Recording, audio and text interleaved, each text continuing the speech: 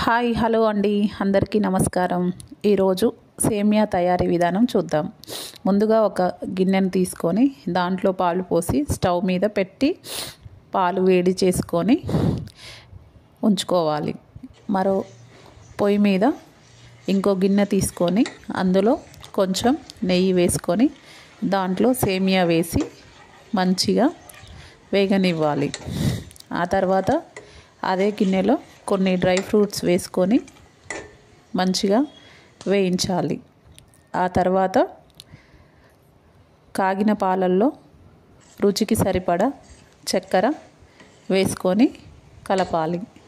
ఆ తర్వాత వేయించిన సేమియాను వేసి మరలా కలపాలి.